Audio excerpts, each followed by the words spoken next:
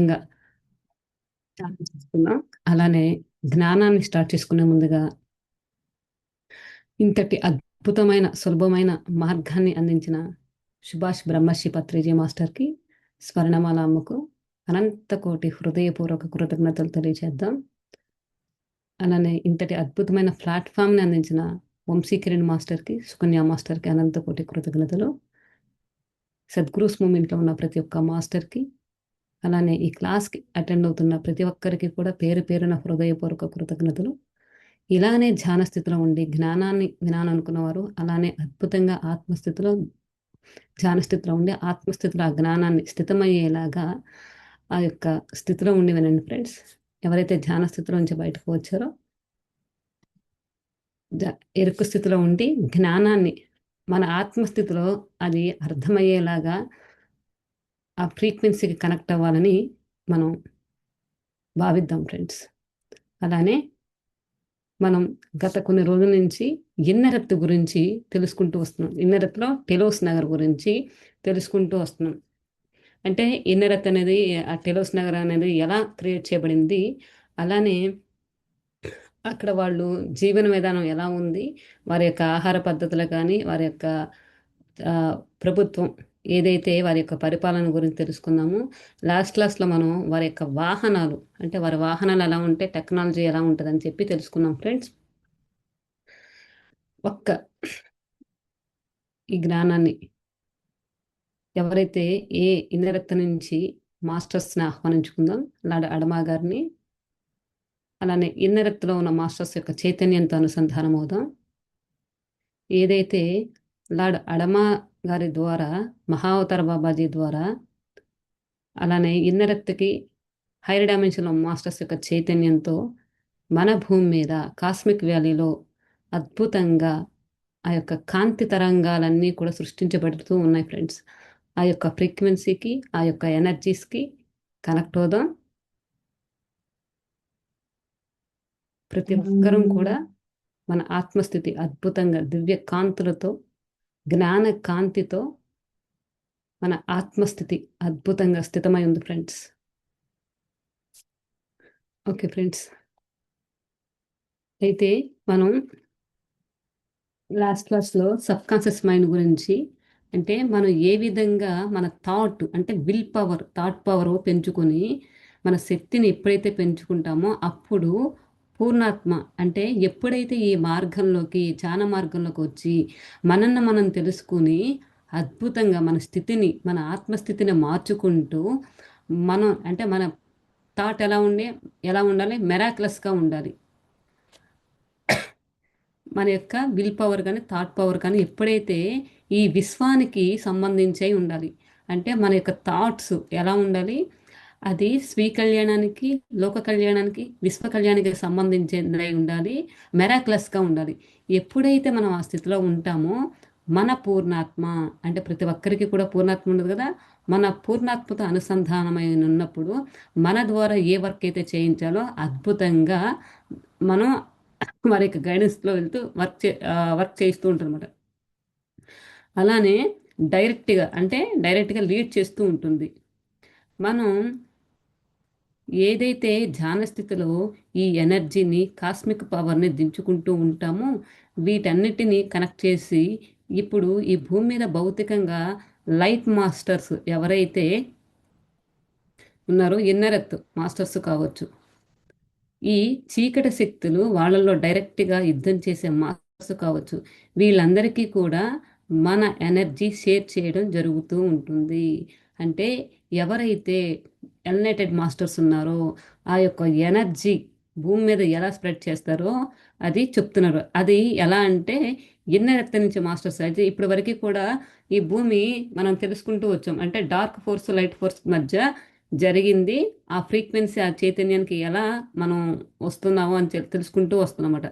దానికి ఇన్నరెత్త మాస్టర్స్ కూడా ఆ ఎనర్జీ అనేది ఇస్తూ, అంటే ప్రతి ఒక్క పైనున్న పైనున్న కాస్మిక్ విశ్వప్రభుత్వం ఏదైతే ఉందో ఈ భూమి మీద ఏ సమయంలో, ఏ టైంలో ఏది ఎనర్జీసు స్ప్రెడ్ చేయాలి, ఏ జ్ఞానాన్ని ఎలా ఏ సమయంలో, ఏ టైంలో ఎవరి ద్వారా అమలు చేయాలి అనేది కూడా నిర్ణయించబడుతుందని చెప్తున్నారు.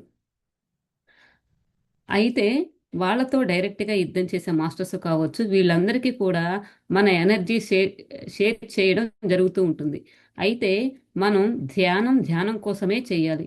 మాస్టర్సు ఏ సంకల్పాల కోసమో, భౌతికపరమైన కోరికల కోసమో ధ్యానం చేస్తే అవి పనికిరావు. అంటే ఆ ఎనర్జీస్ పనికిరావు. భౌతిక కోరికల కోసం పూజలు చేసేవారికి, అలానే భౌతికపరమైన కోరికల కోసం సంకల్ప ధ్యానాలు చేసేవాళ్ళకి పెద్ద తేడా లేదు. ఏం చెప్తున్నారంటే, మన ధ్యాన మార్గంలోకొచ్చిన తర్వాత మన యొక్క మన స్థితి ఎలా ఉండాలి?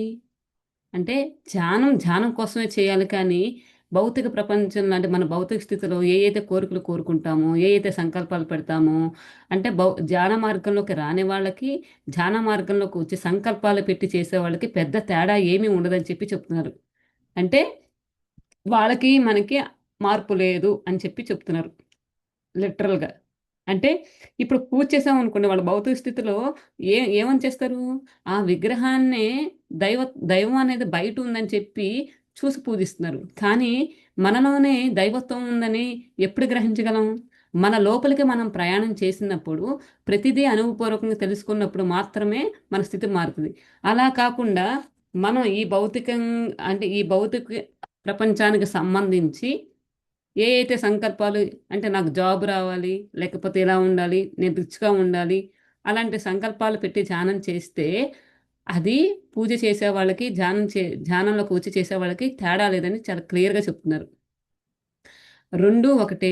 ఎవరైతే నిస్వార్థంగా ఆత్మస్థితిలో ఈ లోక కళ్యాణం కోసం, విశ్వ కళ్యాణం కోసం, ధ్యానం కోసం చేస్తూ, ఈ జ్ఞానాన్ని అందుకుంటూ, ఆత్మశక్తిని పెంచుకుంటూ నిస్వార్థంగా ఉంటారో, వారి యొక్క ఎనర్జీస్ కలెక్ట్ చేసుకొని వీరికి అందించడం జరుగుతుంది.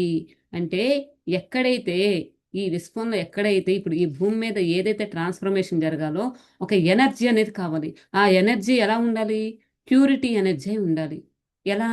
అంటే నిస్వార్థంగా అంటే ఇక్కడ నిస్వార్థంగా అంటే ధ్యానం కోసం చేస్తూ ఏ పనైనా ఎలా చేయాలి? విశ్వానికి సంబంధించిందై, కళ్యాణానికి సంబంధించిందై ఉండాలి. అలా ఎవరైతే చేస్తూ ఉంటారో వాళ్ళ యొక్క ఎనర్జీస్ కలెక్ట్ చేసి వీళ్ళు ఉపయోగించడం జరుగుతుందంట. అంటే ఇప్పుడు చూడండి, ఇప్పుడు మన వంశీకృష్ణ మాస్టర్ ఉన్నారు. ఎంతమందిని అవేకించేసారు? వారి వారి యొక్క ఆహ్, స్వా అంటే వారి యొక్క స్వార్థంతో చేశారది? కాదు. వారు ఏమీ ఆశించకుండా ఏదైతే చెయ్యాలో అంటే ఏ మార్గంలో అంటే మాస్టర్ యొక్క స్థితి నుండి మీరు గమనిస్తే వంశీకరణ మాస్టర్ ద్వారా వచ్చే జ్ఞానం కానీ, వీడియోస్ కానీ అన్నీ కానీ మన భౌతిక ప్రపంచంలో ఉన్న ఆలోచనలు ఆధ్యాత్మిక వైపు మార్గంలోకి ప్రతిదీ కూడా వివరించబడి ఉంటది. మాస్టర్ లెవెల్‌లో జ్ఞానం చెప్తే గనక అర్థం చేసుకోలేని స్థితిలో మనం ఉండకపోవచ్చు. కానీ మాస్టర్ ఎలా వచ్చారు? మన స్థితికి అంటే పక్క వాళ్ళ స్థితి ఏ స్థితికైతే వచ్చి వాళ్ళు అర్థం చేసుకోగలరో, ఆ స్థితిలో ఆ జ్ఞానాన్ని వివరించగలిగే స్థితిలో ఉన్నారు కాబట్టి ఇంతమంది అవేకించేసారు మాస్టరు. కళల ద్వారా ఎంతమంది అవేకెన్ అయ్యి ఉంటారో. అందులో నేను కూడా ఒకదాన్ని. మాస్టర్ చెప్పే వీడియోసు వినడం ద్వారా ఓకే. ఇది దీనికి ఇలానా? ఇది ఆధ్యాత్మిక కోణంలో ఈ విధంగా అర్థం చేసుకోవాలా? అని చెప్పి చాలా అంటే ఆ మాస్టర్ అందించే జ్ఞానం ఎలా ఉంటదంటే అది చాలా సింపుల్‌గా ఉంటది. అర్థమయ్యేలాగా ఉంటది. మన భౌతిక ప్రపంచంలో జరిగే ఎగ్జాంపుల్స్ పెట్టి దీన్ని ఇలా ఆలోచించకూడదు. ఇలా అని చెప్పి చాలా ఈజీగా అర్థమయ్యేలాగా ఉంటది. అలాంటి వాళ్ళు ఎవరైతే ఉంటారో అంటే ఒక వంశీకరణ మాస్టర్ కదా! అలా ఎవరి స్టైల్‌లో వాళ్ళు జ్ఞానాన్ని అందిస్తూ ఏమీ ఆశించకుండా ఎవరైతే అలాంటి మార్గంలో ఉన్నారో అలాంటి వాళ్ళ యొక్క ఎనర్జీస్ కలెక్ట్ చేస్తారని చెప్పి అంటున్నారు. అంటే ఇక్కడేంటి మన ధ్యాన మార్గంలోకొచ్చాము. మనల్ని మనం ఎప్పుడు చెక్ చేసుకోవాలి. అంటే నా కోసం చేస్తున్నానా? లేకపోతే ధ్యానం కోసమే చేస్తున్నానా? అంటే ఏమీ ఆశించకుండా. అంటే మనం పని చెయ్యాలి. కానీ ఏమి ఆశించకుండా ఉండాలి. అప్పుడు ఖచ్చితంగా యూనివర్స్ మనకి చేస్తది. ఇప్పుడు ఏదన్నా మనం వర్క్ చేసామనుకోండి, అది లోక కళ్యాణానికి, విశ్వ కళ్యాణానికి సంబంధించిందంటే ఆటోమేటిక్‌గా దానిలో మనం కూడా ఉంటాము. అప్పుడు మనం యొక్క స్థితి ఎలా ఉంటది? ఏకత్వ భావంలో ఉంటది. అలాంటి స్థితిలో ఉన్న వాళ్ళ యొక్క ఎనర్జీసే ప్యూర్ ఎనర్జీస్ అని చెప్పి చెప్తున్నారు. ఎగ్జాంపుల్ ఏం చెప్తున్నారంటే, గాంధీ మహాత్ముడు స్వతంత్ర ఉద్యమంలో పాల్గొన్నప్పుడు ఆయన ప్రధాన పాత్ర పోషించాడు. ఆయనకు వెనక అరవిందో ఘోషు, మహాధర్ భా హ్మ్, మహావతార్ బాబాజీ లాంటి వారు చాలామంది ఈ స్పిరిచువల్ మాస్టర్స్ మౌనంలోనికి వెళ్ళిపోయి, వారి యొక్క ఎనర్జీస్‌ని ఆయనకి షేర్ చేయడం జరిగింది. అంటే భారతదేశంలో స్వతంత్రం రావడానికి గాంధీజీ ముఖ్య పాత్ర. కానీ ఆయన యొక్క బ్యాక్‌గ్రౌండు ఎలా జరిగింది? ఆయన ఏమి అంటే దేశం కోసం పోరాడారు. ఆయనలో ఏమి ఆశించకుండానే నిస్వార్థంగానే చేశారు కదా ఆయన. అలాంటి మాస్టర్సే. అలాంటి వ్యక్తి ఎవరైతే ఉంటారో ఆ శరీరాన్ని అలాంటి వ్యక్తిని చూజ్ చేసుకొని ఎనకాల బ్యాక్‌గ్రౌండ్ వర్క్ ఎవరు ఎనర్జీస్ ఇచ్చారట? ఘోష్ మహదర్ అండ్ మహావతార్ బాబాజీ. మహావతార్ బాబాజీ లాంటి వాళ్ళు ఎంతోమంది మాస్టర్స్ మౌనంలోకెళ్ళి అక్కడ ఎనర్జీస్ ఇవ్వడం జరిగిందంట.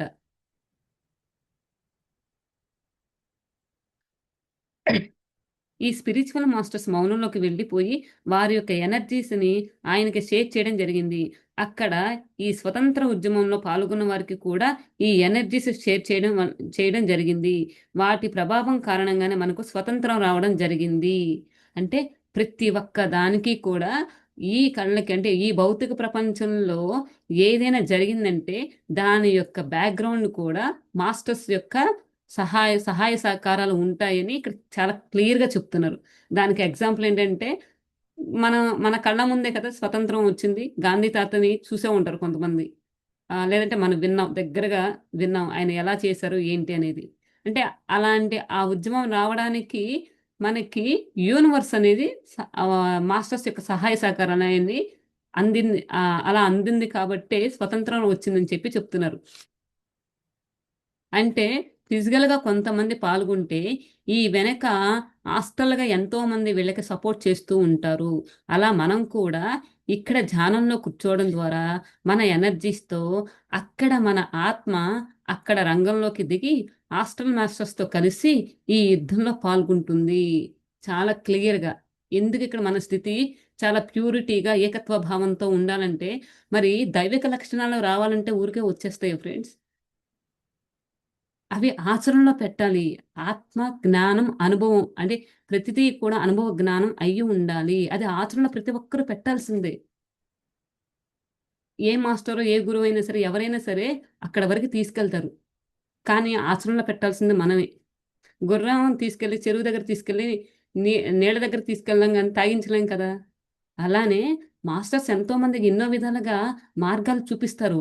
కానీ దాన్ని పట్టుకొని వెళ్ళాల్సింది మనమే. ప్రతిదీ ప్రాక్టికల్‌గా మనము దాన్ని ప్రాక్టికల్‌గా అనుభూతి చెందాలి. మన స్థితి ఎలా ఉంది? ఈరోజు ఎలా ఉంది? రేపటికి ఎలా ఉంది?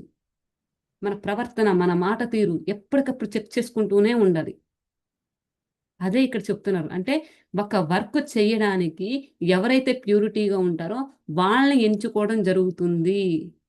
వాళ్ళ ద్వారా మాస్టర్స్ హైర్ డైమెన్షనల్ మాస్టర్స్ ఎవరైతే ఉన్నారో ఎన్‌లైటెడ్ మాస్టర్స్ వాళ్ళు ఈ భౌతికంగా, ఫిజికల్‌గా ఉన్న వ్యక్తిని చూజ్ చేసుకొని వాళ్ళ ద్వారా ఇప్పుడు సపోజ్ ప్రతిరోజు ఒకే సమయంలో, ఒకే టైంలో ఇక్కడ ఇంతమంది కూర్చొని ధ్యానం చేస్తున్నారంటే ప్రాక్టికల్‌గా ఇక్కడ చూడడానికి మనం ఇక్కడ ఇంతమంది ఉన్నాం కదా! చేస్తున్నాం కదా! అనుకో. కానీ మన ద్వారా బ్యాక్‌గ్రౌండ్ వర్క్ అనేది జరుగుతూ ఉంటుంది. అది మనం గ్రహించినా, గ్రహించకపోయినా, తెలిసినా తెలియకపోయినా అది నిజం ఫ్రెండ్స్. నేనైతే చాలా సార్లు కూడా అది ఫీల్ అయ్యాను నేను. వ ఆ టయానికి కూర్చుంటున్నాము అనంటే ఒక్కొక్కసారి ఏ సెషన్ అంటే నా ద్వారా జరిగే సెషన్స్ కానీ అక్కడ కూర్చోంగానే డైలీ ఒక 5 మినిట్స్ కొంచెం అటు ఇటు అయినా గాని అక్కడ ఎనర్జీస్ నేను ఫీల్ అయ్యేదాన్ని. అంటే ఆల్రెడీ మాస్టర్స్ అక్కడ ఆ సమయానికి ఆ ఎనర్జీస్ అనేవి స్ప్రెడ్ అయ్యి ఉండేమాట. అంటే మనం అక్కడ ఒక్కళ్ళే కూర్చొని ఇప్పుడు ఎంతమంది వచ్చారని కాదు ధ్యానంలోకి. ఎంత ప్యూరిటీగా ఉన్నారు. మనం చేసే వర్క్‌లో ఎంత అది చిన్నదవ్వచ్చు, పెద్దదవ్వచ్చు. చేసేది 100% ప్యూరిటీగా చేయగలగాలి. అలా చేసినప్పుడు ఖచ్చితంగా మన మనతో మన మన భౌతికంగా ఉండొచ్చు. కానీ మన ద్వారా మన సోల్స్ అంటే మన పూర్ణాత్మ స్థితిలో వర్క్ అనేది కూడా జరుగుతుంది. అదే ఇక్కడ క్లియర్‌గా చెప్తున్నారు మనకి. ఇ సో, మనం ఇప్పుడు మన స్థితి ఎలా మార్చుకోవాలో, మనం ఎలా ఉండాలో మరి ఆహ్ ఇంకా ద్వంద్వత్వ భావంలో ఉంటే ధ్యానం చేసినా ఒకటే, చెయ్యకపోయినా ఒకటే. అంతకన్నా కానీ ధ్యానం చేయకుండా కన్నా కానీ ఎవరైతే ఈ మార్గంలోకి రాలేదో వాళ్ళు ఇంకా బెస్ట్ అని చెప్పి చాలా క్లియర్గా చెప్తున్నారు. అంటే మనం ఈ మార్గంలోకి వచ్చామంటే మనం నేర్చుకోవాలి. ట్రాన్స్ఫర్మేషన్ అనేది ఖచ్చితంగా ఉండాలి ఫ్రెండ్స్. 10 సంవత్సరాలు వచ్చామా, 20 సంవత్సరాలు వచ్చామా, 30 సంవత్సరాల క్రితం వచ్చామా అని కాదు అక్కడ. అవన్నీ పక్కన పెట్టండి. మనం ఈ రోజు వచ్చామంటే ఈ రోజుకి రేపుకి ఏంటి? ఇంతమంది మారుతున్నారు. మరి మనలో ఎందుకు మార్పు రావట్లేదు? అది మనలో ఉండాలి. ఆ తపన అనేది మనలో ఉండాలి. ఎప్పుడైతే ఆ తపన మొదలవుతదో నేర్చుకోవాలన్నది ప్రతి ప్రతి ఒక్క దాన్ని కూడా అంగీకరించగలుగుతాం ప్రేమతత్వంతో. అలా ఎప్పుడైతే మనలో మార్పొస్తదో మనకి మాస్టర్స్ యొక్క సహాయ సహకారాలు ఎప్పుడూ మనకి చక్కగా అందిస్తూనే ఉంటారు. అలానే ఇప్పుడు టెలోస్‌లో టెక్నాలజీ పరిధుల గురించి తెలుసుకుందాం. ఇప్పటివరకి మనం ఏదైతే అక్కడ విధానం ఏదైతే తెలుసుకున్నామో వారి యొక్క వాహనాలు కానీ, వారి జీవించే విధానం ప్రతిదీ తెలుసుకున్నాం. ఇప్పుడు అక్కడ టెక్నాలజీ పరిధులు ఎలా ఉంటాయో తెలుసుకుందాం ఫ్రెండ్స్. పరిధులు ఉన్న చైతన్యంతో ముడిపడి ఉన్నాయి. ఇక్కడ పరిధి పెరిగే కొద్దీ మన చైతన్యం పెరుగుతుంది. దీని గురించి కొద్దిగా వివరంగా తెలుసుకుందాం.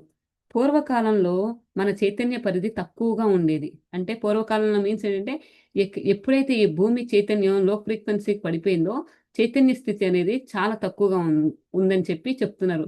అయితే మన చైతన్య పరిధి పెరిగే కొద్దీ అంటే మన మన చైతన్యం ఉత్తేజం పెరిగే కొద్దీ కూడా మన స్థితి కూడా చాలా అద్భుతంగా మారుతుందని చెప్తున్నారు.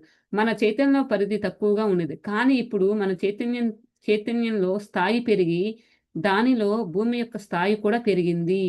అంటే చూడండి మనం 40 సంవత్సరాల క్రితం ఇంతమంది ధ్యానం చేయడం కానీ అలా కానీ లేదు. ఓకే. ఒక 100 మంది ధ్యానంలోకొచ్చారనుకోండి. వాళ్ళలో 10 మంది ప్యూరిటీగా ఉన్నారనుకోండి. వాళ్ళ ఆలోచనలు, వాళ్ళ భావనలు అవన్నీ ఎలా ఉంటాయి? యూనివర్స్‌కి అనుకూలంగా ఉంటాయి. సో, ఆ చైతన్యం పెరిగినప్పుడు ఆటోమేటిక్‌గా ఈ ఎనర్జీస్ చుట్టుపక్కల వాళ్ళందరూ కూడా మారుతారు కదా! ఇప్పుడు పిరమిడ్స్ ఉన్నాయి. పిరమిడ్ ద్వారా ఎనర్జీ అనేది సృష్టించబడుతది. ఆ సరౌండింగ్స్‌లో ఉన్నవాళ్ళు ఎవరన్నా ఒకళ్ళు అవేకెన్ అయినా చాలు కదా! స్థాయి మారుతది కదా! అది ఇక్కడ చెప్తున్నారన్నమాట. అంటే ఎప్పుడైతే మనం ఈ మార్గంలో ప్యూరిటీగా వర్క్ చేస్తూ ఉన్నారో, ఆటోమేటిక్‌గా మనం మారితే ఇప్పుడు చూడండి కుటుంబంలో మనం ఒకళ్ళ ధ్యానంలోకొచ్చామనుకోండి, కుటుంబంలో ఉన్న ప్రతి పరిస్థితిని అర్థం చేసుకోగలుగుతాం. ఓకే. మన కుటుంబం చుట్టూ పరిస్థితులు మారుతాయి. అలా ఎంతమంది ధ్యానంలోకొస్తే అన్ని కుటుంబాలు అద్భుతంగా ఎరుక స్థితిలో ఆనందంగా జీవిస్తాయి. అందుకనే పత్రిజీ మాస్టర్ ఏం చెప్పారు, ప్రతి గృహంలో కూడా చేసే గృహిణి ఉండాలని చెప్పన్నారు. ఇల్లాలు చదివి ఇంటికి వెలుగని ఎలా చెప్పారో, ఒక ధ్యాన మహిళ ఆ ఇంటికి వెలుగని చెప్పారు. ఎందుకంటే దాని అర్థం ఇదే. ఇంట్లో స్త్రీ ధ్యాన చేస్తే ప్రతి పరిస్థితిని అర్థం చేసుకోగలదు, ముందుకు తీసుకెళ్ళగలదు. అందుకనే స్త్రీకి అంత ఇంపార్టెంట్, స్త్రీ శక్తికి కూడా అంత ఇంపార్టెంట్ ఫ్రెండ్స్. భూమి యొక్క స్థాయి కూడా పెరిగింది. ఈ సమయంలో ఇతర లోకాల్లోని మాస్టర్స్ భూమి మీద జన్మలు తీసుకుంటారు. వాళ్ళ జ్ఞానంతో, చైతన్యంతో కలిసి టెక్నాలజీ విపరీతంగా పెరిగింది. అయితే టీవీలు, స్మార్ట్ ఫోన్లు, వాషింగ్ మిషన్లు ఇంకా అధునాతన పరికరాలు చాలానే వచ్చాయి. ఇంటర్నెట్ కూడా విపరీతంగా వాడడం జరుగుతుంది. అయితే ఈ టెక్నాలజీ ఎలా వచ్చిందంట? ఈ టెక్నాలజీ ఎలా వచ్చింది? మనమేమనుకుంటున్నాము, ఈ సాఫ్ట్‌వేర్ కానీ ఇలాగ టెక్నాలజీ కనిపెడుతున్నారు. కాదు ఫ్రెండ్స్. ఇక్కడ దీని యొక్క బ్యాక్‌గ్రౌండ్ వర్క్ జరుగుతుంది. ఎలా? మన చైతన్య పరిధి మారే కొద్దీ పై విశ్వాలో మనం లాస్ట్ లాస్ట్ క్లాస్‌లో కూడా అంతకుముందు తెలుసుకున్నాము. ఏదైతే టెక్నాలజీ ఉందో పైలోకాల్లో చాలా అడ్వాన్స్‌డ్ టెక్నాలజీ ఉంది. ఆ టెక్నాలజీని ఈ చైతన్యంలో మరి ఈ భూమి మీదకి మరి అంత అద్భుతమైన మాస్టర్స్ రావాలంటే ఆ ఫ్రీక్వెన్సీకి అసలు ముందు వాళ్ళు జన్మ తీసుకోవాలంటే అందుకు ఎలిజిబిలిటీ గల ఆహ్, త తల్లి దొరకాలి కదా! మినిమమ్ అంత గొప్ప మాస్టర్స్ రావాలంటే వాళ్ళు సహజంగానే రావాలి. లేదంటే ఆ మార్గంలో ధ్యాన మార్గంలో ఉన్నవాళ్ళు, ప్యూరిటీగా ఉన్నవాళ్ళు మరి గర్భాన్ని ఎంచుకొని రావాలి కదా! ఈ భూమి మీదకి. మరి అవన్నీ ఉన్నప్పుడే సాధ్యమవుతది గదా! ఎప్పుడైతే ఈ చైతన్య పరిధి, మన చైతన్యం ఎప్పుడైతే పెరుగుతూ ఉందో, ఆటోమేటిక్‌గా ఈ చైతన్య పరిధిలో కూడా పెరుగుతున్నప్పుడు మాస్టర్స్ భూమి మీదకి రావడం జరిగింది. వారు ఎలా వచ్చారు వాళ్ళు? టెక్నాలజీని ఏది ఆ కాంతి ద్వారా ఈ భూమి మీదకి మాస్టర్స్ ద్వారా ఈ టెక్నాలజీ అనేది తీసుకురావడం జరిగింది. అందుకనే ఇవన్నీ స్మార్ట్ ఫోన్లు కానీ, ఇవి కానీ వచ్చాయి అని చెప్తున్నారు. అసలు ఈ టెక్నాలజీ ఉపయోగించి ఆత్మపరంగా ఎదగాలన్నది ఈ విశ్వం యొక్క ముఖ్య ఉద్దేశం. ఎందుకు తీసుకొచ్చారు ఈ టెక్నాలజీ? మనం ఏదో భౌతిక స్థితిలో ఉండి ఆహ్, టైమ్ పాస్‌కో లేదంటే అది దాని కోసం కాదు. అంటే ఏదైనా ఒకటి కనుగొన్నారనుకోండి అది సహజం. అంటే ఒకటి ఏ వస్తువైనా కనుక్కుంటే దాని గురించి సరైనది ఉంటది, కానిది ఉంటది. అది అంటే వస్తువు అది అవతల వాడు దాన్ని ఉపయోగించుకునే దాన్ని బట్టి ఉంటది. ఇప్పుడు చూడండి జూమ్ సెషన్ ఉంది. నేను యూఎస్‌లో ఉన్నాను. మీరు ఇండియాలో ఉన్నారు. ఎలా కలిసాము? ఈ టెక్నాలజీ వల్లనే కదా! ఈ క్లాస్ అందరూ ఇంత సులభంగా ఎలా వినగలుగుతున్నాము? ఇది అద్భుతంగా దీనికి ఉపయోగం. అలానే ఈ టెక్నాలజీ ఎవరి స్థితి తగ్గట్టుగా వాళ్ళు ఉపయోగించుకుంటే ఎదుగుతారు. కేవలం దేనికోసం తీసుకొచ్చారంటే మాస్టర్స్ ఈ భూమి మీదకి మన ఆత్మస్థితిని పరిణితి చెందడానికి ఈ టెక్నాలజీ తీసుకురావడం జరిగిందంట. ఎదగాలని ఈ విశ్వం యొక్క ముఖ్య ఉద్దేశం. ఎవరైతే జ్ఞానపరంగా, ధ్యానపరంగా ఎదుగుతూ వాళ్ళలోని దైవత్వాన్ని జాగ్రత్తగా చేసుకునే వాళ్ళున్నారో, వాళ్ళకి ఈ టెక్నాలజీ ద్వారా సమాచారం అందించడం జరుగుతూ ఉంటుంది. ఇలా టెక్నాలజీకి పరిధి పరిధికి పొందాక అనేది ఉంటుంది. ఇక మనకు కనపడని పైన విశ్వాల్లో చాలా ఉంది. ఏమని చెప్తున్నారు? ఈ టెక్నాలజీ అనేది ఎవరైతే జ్ఞానపరంగా, ధ్యానపరంగా ఎదుగుతూ తపన అంటే నేను మారాలి. తెలుసుకున్నాము. ఇన్నాళ్ళేంటంటే ఈ భౌతిక శరీరం నా వాళ్ళు, నాది అని చెప్పి అజ్ఞానంతో ఉన్నాము. ఎందుకు ఈ సిట్యుయేషన్స్ వస్తున్నాయి? పక్క వాళ్ళతో కంపేర్ చేసుకోవడం ప్రతిదీ అలా చేశాం. కానీ ఇప్పుడు సత్యాన్ని తెలుసుకున్నాము. కాదు. ఈ శరీరంలో జీవిస్తున్న దివ్యాత్మ స్వరూపులం. ఈ భూమి మీద మనం లెసన్స్ నేర్చుకోవడానికొచ్చాము. మరి ఈ చుట్టూ వాళ్ళు కూడా పాత్రధారులు. వాళ్ళందరిని మనమే ఎంచుకొచ్చాము. ఎందుకు? ఈ భూమి మీద జీవించాలి అనంటే మరి లెసన్స్ అన్నీ మన పక్క ఊరికెళ్తేనే ఒకటికి 4 పనులు చేసుకురావాలని చెప్పి అన్నీ చెక్ చేసుకొనొస్తాము. మరి పై లోకాల నుంచి ఈ లోకాలకి వచ్చామనంటే, మరి ఊరికే రాం కదా! అన్ని ప్రణాళిక చేసుకొని, అన్నీ మనం ఏం నేర్చుకోవాలో అన్నీ కూడా చేసుకొని రావడం జరుగుతుంది. మరి అది తెలిసిన తర్వాత మన జ్ఞానపరంగా, ధ్యానపరంగా ఎప్పుడైతే ఎదుగుతూ ఉంటామో, అప్పుడు వాళ్ళకి అద్భుతమైన సమాచారాన్ని అందిస్తూ ఉంటారంట. అంటే మన ఆత్మకి సంబంధించింది, విశ్వానికి సంబంధించింది, జ్ఞానం, అంటే మనలో ఉన్న దైవత్వాన్ని ఇంకా దివ్యత్వంగా మారడానికి మనకి జ్ఞానాన్ని అందించబడుతూ ఉంటదని చెప్తున్నారు. ఇంకా మనకు కనపడని పైన విశ్వాల్లో చాలా ఉంది. ఇన్నరెత్ అంత అందంగా, జ్ఞానంతో ఉండడానికి ఈ టెక్నాలజీ కూడా ఒక కారణం. అంటే మన ఇన్నరెత్ ఏదైతే ఉందో, ఆ యొక్క లోకం ఇంత అందంగా ఉండడానికి కూడా ఈ టెక్నాలజీ కూడా ఒక కారణం అని చెప్తున్నారు. వీళ్ళు అమీనా బెస్ట్ బెస్ట్ కంప్యూటర్‌లు కలిగి ఉన్నారు. ఈ కంప్యూటర్‌లు ఇప్పటికీ ఉన్నాయి. ఏ కంప్యూటర్లు కలిగి ఉన్నారంట? అమీనో అన్న కంప్యూటర్స్ కలిగి ఉన్నారట. ఈ కంప్యూటర్లు వాళ్ళు ఈ కంప్యూటర్స్ వాళ్ళ రాజు యొక్క మనస్సు ద్వారా కంట్రోల్ చేయబడతాయి. చూడండి ఫ్రెండ్స్ ఎంత అడ్వాన్స్ టెక్నాలజీను. ఎలా అంట ఈ కంప్యూటర్సు ఎవరైతే ఇన్నెరతలో పరిపాలన చేస్తున్నారో ఫస్ట్‌లో తెలుసుకున్నాం కదా! ఎవరైతే ఆత్మస్థితిలో ఉన్నతంగా ఉంటారో, ప్యూరిటీగా ఉంటారో వాళ్ళని మాత్రమే ఎంచుకోవడం జరుగుతుంది. మరి అక్కడ ఇన్నరెత్తులో ఉన్న రాజు యొక్క ఈ కంప్యూటరు వాళ్ళ ఆధ్వర్యంలో ఉంటదట. వాళ్ళ యొక్క రాజు యొక్క మనసు ద్వారా కంట్రోల్ చేయబడతాయి. అందువలన దానిలో నీ సమాచారం ఇతరులకు తెలియకుండా జాగ్రత్తగా ఉంచబడతాయి. అంటే మరి రాజు ధర్మంగా పరిపాలన చేయాలి కదా! అందరియి కూడా చూడాలి కదా! సో, ఆయన కంట్రోల్‌లో ఉంటది. అలానే ఆ సమాచారాన్ని జాగ్రత్తగా ఇతరులకు తెలియకుండా జాగ్రత్తగా ఉంచబడుతుందని చెప్తున్నారు. ఈ కంప్యూటర్లు గతంలోని రికార్డులను కూడా చదవగలదు. మీరు కోరుకుంటే మీ గత జీవితాలను కూడా తెలపగలవు. మీరు మీ ఆరాన్ని కూడా చూడగలరు. మీ శరీర ఆరోగ్య పరిస్థితిని, జన్మ ప్రణాళికలు కూడా తెలుసుకోవచ్చు. ఈ జన్మ ప్రణాళికలు తెలుసుకోవడం వల్ల ఆధ్యాత్మికంగా ముందుకు వెళ్ళడానికి ఆత్మ ఎదుగుదలకు ఎంతగానో ఉపయోగపడుతుంది. ఫ్రెండ్స్, ఇక్కడ అంతా కూడా టెక్నాలజీ ఎలా ఉంది? అంతా కూడా ఆత్మస్థితికి సంబంధించిందై ఉంది ఫ్రెండ్స్. అంటే మనం ఈ నిజంగా ఈ భూమి మీద ఈ సమయంలో ఈ శరీరంతో ఉండడం అనేది ఎంత అదృష్టమో గమనించండి ఫ్రెండ్స్.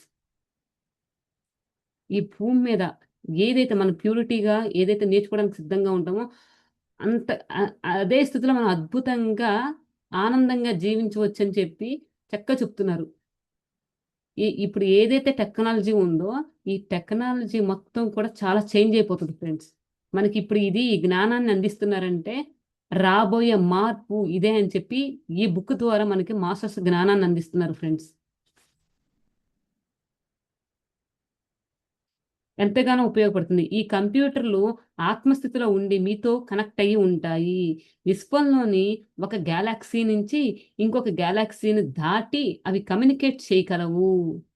ఏటట మన ఆత్మస్థితి పెరిగినప్పుడు మనం ఏ లోకానికి వెళ్ళాలి, ఏ డైమెన్షన్కి వెళ్ళాలి, ఏ జ్ఞానాన్ని తెలుసుకోవాలి అన్నప్పుడు ఒక గ్యాలక్సీ నుంచి ఇంకొక గ్యాలక్సీ, మరి కొన్ని వేల విశ్వాలు గ్యాలక్సీలు పాలపుంతలు ఉన్నాయి కదా, ప్రతి దాని గురించి తెలుసుకోవాలంటే కనుక మన స్థితి ఎలా ఉండాలి? మన ఆత్మస్థితి అనేది ప్యూరిటీగా తెలుసుకోవాలని తపన, ఆచరణలో పెట్టాలన్న తపన, అందించాలని తపన, ఏమీ ఆశించకుండా ఎప్పుడైతే ఉంటామో వాటన్నిటికీ కూడా మనం వెళ్ళగలము.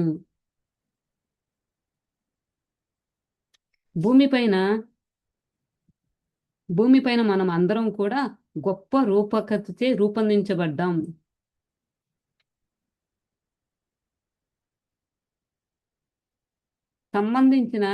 సారీ ఫ్రెండ్స్, భూమిపైన మనమందరము కూడా గొప్ప రూపకథచే రూపొందించబడ్డాము.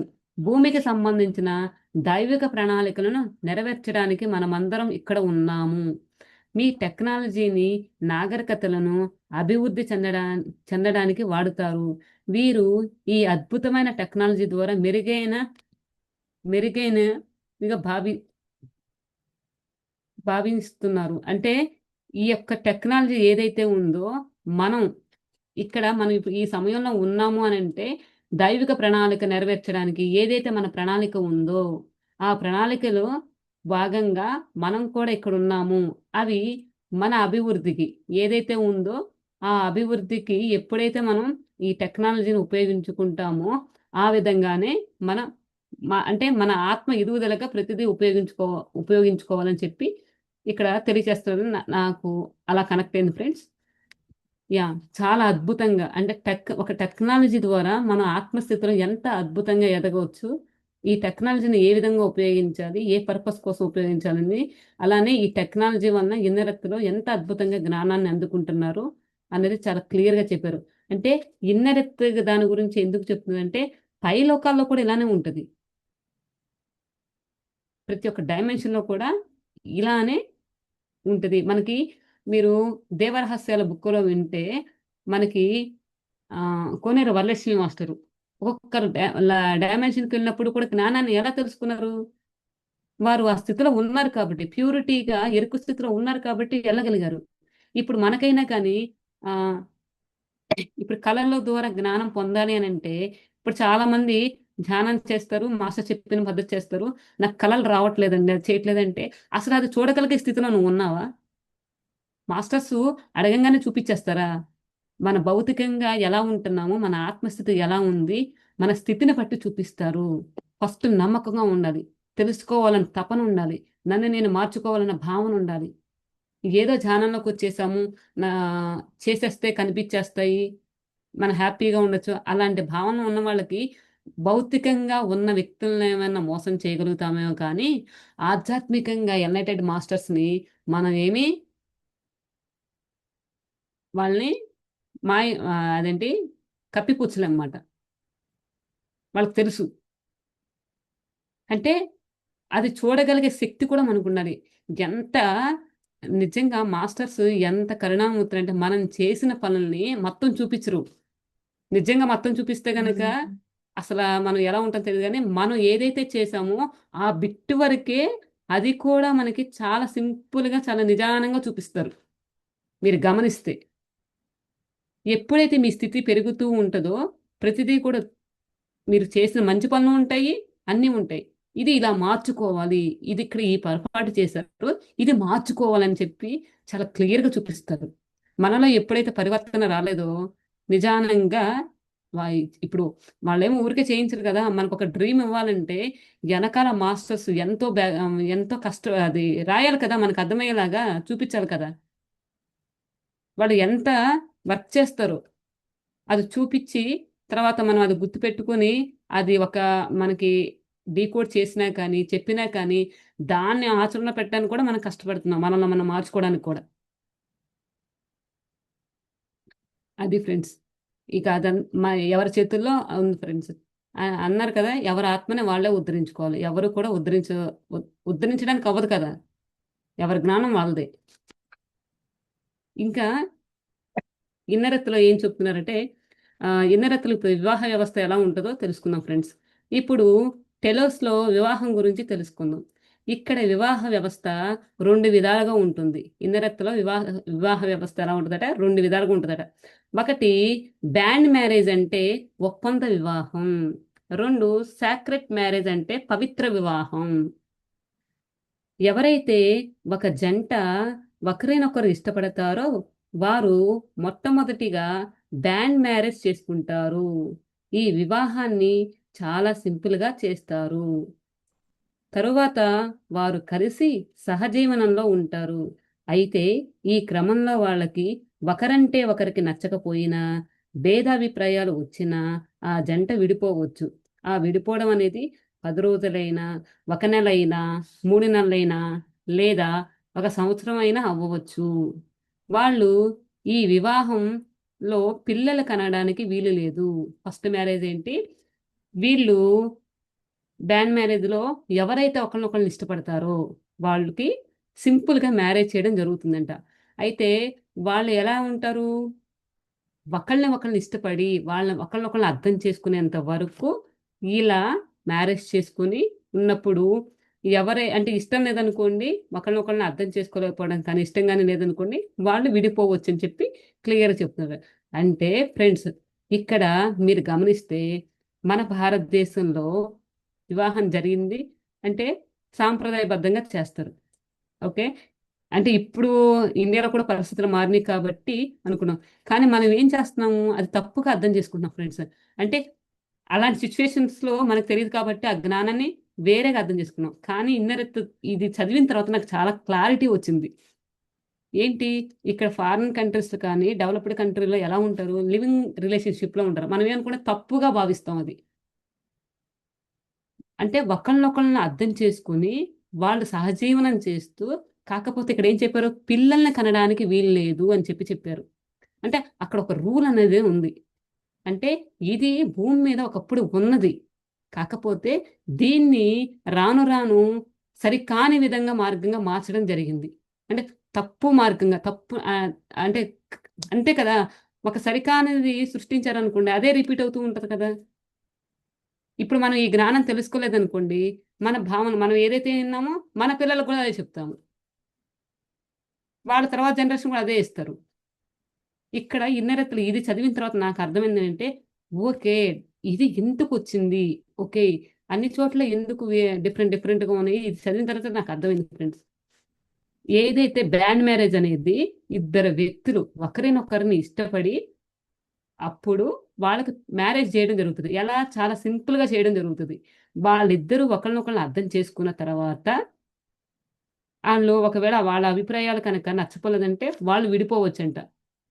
అది వాళ్ళు ఎన్నాళ్ళైనా కలిసుండొచ్చు. అది వాళ్ళ మీద ఆధారపడి ఉంటది. అయితే పిల్లలు కనడానికి వీల్లేదు. అలా వారికి నచ్చిన వ్యక్తి దొరికే వరకు ఎంతమందినైనా పెళ్లి చేసుకునే అవకాశం ఉంటుంది.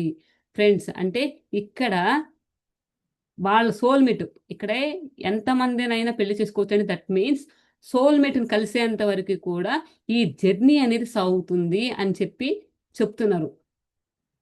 అయితే ఈ అవకాశం మితమీరదు. ఎందుకంటే వారు ఎదిగిన ఆత్మలుగా ఉన్నారు కాబట్టి.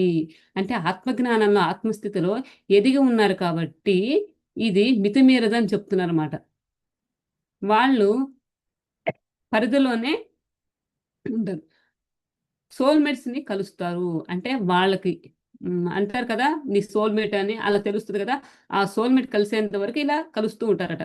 వాళ్ళ సోల్‌మేట్ కలిసిన తర్వాత వాళ్ళతో 20 సంవత్సరాలు లేదా 30 సంవత్సరాలు కలిసి సహజీవనం చేసిన తర్వాత ఒకరంటే ఒకరు ప్రేమతో తగ్గకపోతే వాళ్ళకి సేక్రెడ్ మ్యారేజ్ చేస్తారు. ఏం చెప్తున్నారు? సోల్‌మేట్ కలిసిన తర్వాత కూడా 20 సంవత్సరాలు లేదా 30 సంవత్సరాలు కలిసి సహజీవనం చేసిన తర్వాత ఒకరంటే ఒకరు ఇష్టం తగ్గకపోతే అప్పుడు సాక్రెట్ వివాహం చేస్తారంట. అంటే పవిత్ర వివాహం చేస్తారట. ఈ వివాహాన్ని అక్కడ గవర్నమెంట్ ఎంతో ఘనంగా చేస్తుంది. బ్యాండ్ మ్యారేజ్ ఎలా చేస్తారు? సింపుల్‌గా చేస్తారట. కానీ సాక్రెట్ మ్యారేజ్ ఏంటి? వాళ్ళు ఒకళ్ళనొకళ్ళు ఇష్టపడిన తర్వాత 20, 30 సంవత్సరాల తర్వాత ఎప్పుడైతే వాళ్ళు చేసుకోవడానికి సిద్ధంగా ఉంటారో గవర్నమెంట్ అక్కడున్న గవర్నమెంట్ అనేది చాలా ఎంతో ఘనంగా చేస్తుందంట. అప్పుడు విడిపోకుండా ఒక పవిత్ర వివాహం జీవితాన్ని గడుపుతారు. ఈ బ్యాండ్ మ్యారేజ్ అన్ని జంటలు వెంటనే విడి విడిపోతారని లేదు. అయితే ఫస్ట్ మ్యారేజ్ ఏముంది? ఆ మ్యారేజ్‌లో అందరూ కూడా వెంటనే విడిపోతారని ఏమీ లేదని చెప్తున్నారు. అంటే కొందరు జంటలు ఒకరంటే ఒకరు ఎంతో అభిమానాలు కలిగి ఉంటారు. అలాంటి వాళ్ళు మొదట బ్యాండ్ మ్యారేజ్ చేసుకున్న తర్వాత ఉన్న తర్వాత సాక్రెట్ మ్యారేజ్ చేసుకుంటారు. వీళ్ళ పెళ్లి అక్కడ ప్రభుత్వం ఎంతో ఘనంగా చేస్తుంది. అంటే ఫ్రెండ్స్ ఫస్ట్ ఏంటిక్కడ చాలా అద్భుతంగా వివరించి క్లియర్‌గా చెప్పారు ఫ్రెండ్స్. మ్యారేజ్ సిస్టమ్ అనేది 2 విధాలుగా ఉంది. ఎలా? ఫస్ట్ మ్యారేజ్ చేసుకున్న తర్వాత అంటే బ్యాండ్ మ్యారేజ్ చేసుకున్న తర్వాత వాళ్ళ యొక్క అభిప్రాయాలు ఇద్దరి అభిప్రాయాలు కనుక వాళ్ళ అన్నీ అర్థం చేసుకునే స్థితిలో ఉంటే వాళ్ళ జీవన విధానం ఎంత మటుకు కొనసాగించాలి? మినిమమ్ 20 సంవత్సరాలు, మాక్సిమం 30 సంవత్సరాలు. వాళ్ళ మీద ఒకళ్ళకి ఇష్టం తగ్గకపోతే గనక అప్పుడు సాక్రెట్ మ్యారేజ్ చేస్తారు. ఎవరు చేస్తారు? గవర్నమెంట్. అక్కడ గవర్నమెంట్ చాలా ఘనంగా, పవిత్రంగా చేస్తుందని చెప్తున్నారు. బ్యాండ్ మ్యారేజ్‌లో మాత్రం ఒకవేళ విడిపోతే మాత్రం వాళ్ళ సోల్‌మేట్‌ని కలిసేంత వరకు కూడా ఇది జరుగుతూ ఉంటుందని చెప్పారు ఫ్రెండ్స్. తర్వాత క్లాస్ సెషన్‌లో మనం ఆహ్, వీళ్ళు సాక్రెట్ మ్యారేజ్ చేసుకున్న తర్వాత సాక్రెట్ మ్యారేజ్‌లో పవిత్ర వివాహంలో వాళ్ళు పిల్లని కనొచ్చు ఫ్రెండ్స్. దీనిలో బ్యాండ్ మ్యారేజ్‌లో మాత్రం పిల్లల్ని కనడానికి వీలు లేదని చెప్పారు. తర్వాత అక్కడ సంతానం వారు ఎలా హ్మ్. వాళ్ళు జన్మనిస్తారు. అక్కడ పిల్లల్ని ఎలా పెంచుతారు? ఏంటి అనేది నెక్స్ట్ క్లాస్‌లో తెలుసుకుందాం ఫ్రెండ్స్.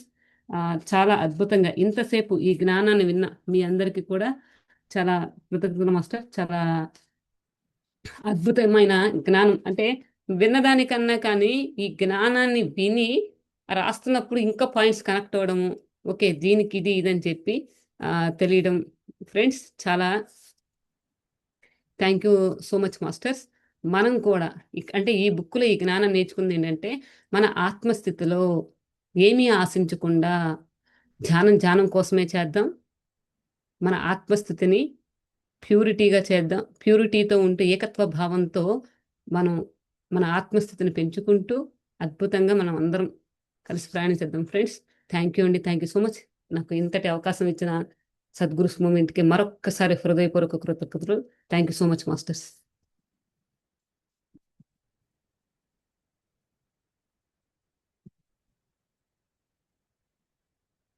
మాస్టర్ రికార్డ్ స్టాప్ చేస్తారా మాస్టర్?